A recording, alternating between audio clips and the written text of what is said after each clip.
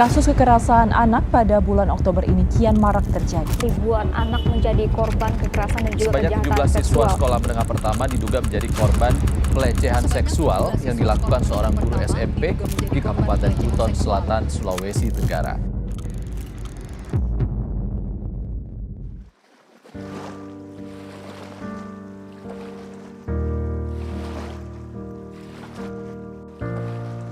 Di ujung tenggara Sulawesi, Buton Selatan dikenal sebagai tanah yang tenang.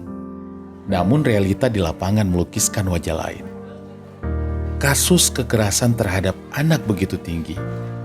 Hampir terjadi di seluruh wilayah Buton Selatan.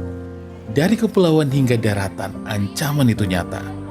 Rentetan peristiwa pilu mencuat di permukaan, meninggalkan jejak trauma yang tak mudah hilang. Beberapa tahun lalu publik digegerkan oleh kasus seorang guru honorer yang tega mencabuli siswinya sendiri. Kasus ini terbongkar dari rintihan kesakitan korban yang tak lagi tertahankan. Guru honorer berinisial FR ini pingsan. Pemeriksaan medis saat itu mengungkapkan fakta yang memilukan. Korban mengalami infeksi serius pada organ kewanitaannya. Fakta ini meruntuhkan rasa aman orang tua. Sekolah yang harusnya menjadi tempat berlindung justru menorehkan luka fisik dan batin.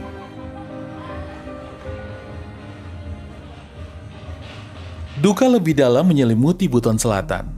Di tahun 2024 lalu, seorang bocah perempuan yang masih duduk di bangku taman kanak-kanak dikabarkan menghilang secara misterius.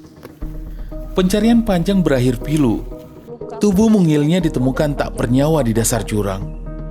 Kondisinya begitu memilukan. Korban ditemukan tanpa busana sehelai pun. Hingga detik ini misteri kematiannya belum terpecahkan. Situasi ini menyisakan kecemasan yang mendalam bagi keluarga dan warga sekitar.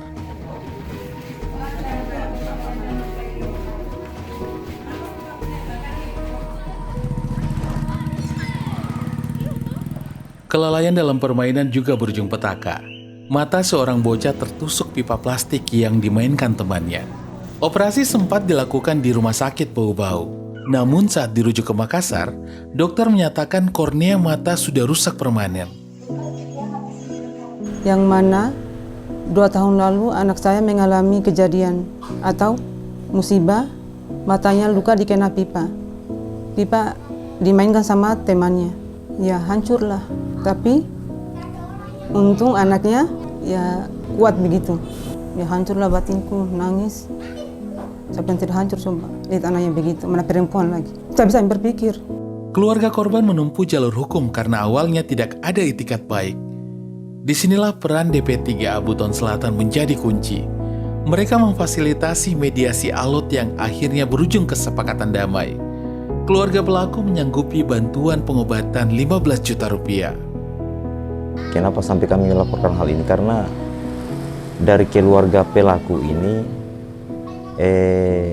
kayak tidak punya niat untuk mau datang mau menjenguk anakku. Sampailah di polisi, kami melaporkan hal itu.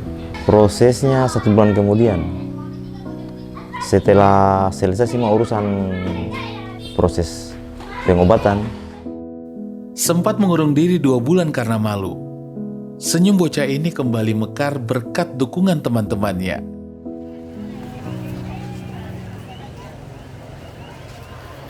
Rentetan kasus ini menjadi alarm bahaya.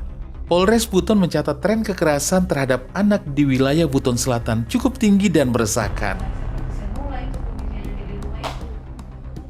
Prinsip kami, setiap laporan kami tindak lanjuti secepat mungkin. Proses hukum berjalan tegas, namun kami juga mengedepankan keadilan restoratif jika memungkinkan demi masa depan anak. Untuk pencegahan, kami perkuat koordinasi dengan desa dan tokoh adat. Babin Kamtibmas kami turunkan untuk edukasi warga agar berani melapor. Penanganan kasus anak tidak hanya soal hukum, tapi juga soal membalut luka. DP3A Buton Selatan bekerja di garda terdepan. Anak-anak korban kekerasan, baik fisik seperti kasus mata maupun seksual, mengalami gangguan jiwa hebat, Tugas kami memberikan pendampingan psikologi jangka panjang sampai mereka siap kembali ke masyarakat. Kami juga hadir sebagai jembatan dalam kasus yang melibatkan sesama anak. Kami upayakan mediasi agar solusi terbaik tercapai tanpa mengorbankan masa depan kedua belah pihak. Pemerintah daerah tidak menutup mata. Lonjakan kasus ini direspon dengan kebijakan strategis dari pimpinan daerah. Pemerintah Kabupaten Buton Selatan sangat prihatin. Kami berkomitmen penuh mengalokasikan anggaran dan sumber daya untuk perlindungan anak. Tidak boleh ada lagi anak di Kabupaten Buton Selatan yang hidup dalam ketakutan. Saya sudah instruksikan kepada seluruh camat dan kepala desa untuk aktif memantau warganya. Edukasi orang tua itu wajib. Pencegahan dimulai dari keluarga dan lingkungan terdekat. Jangan menunggu kejadian fatal baru kita peduli. Lingkungan harus peka, menjadi benteng pertama bagi mereka.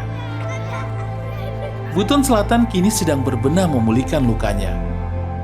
Setiap anak menanti perlindungan nyata, karena satu luka pada anak adalah duka bagi masa depan kita semua.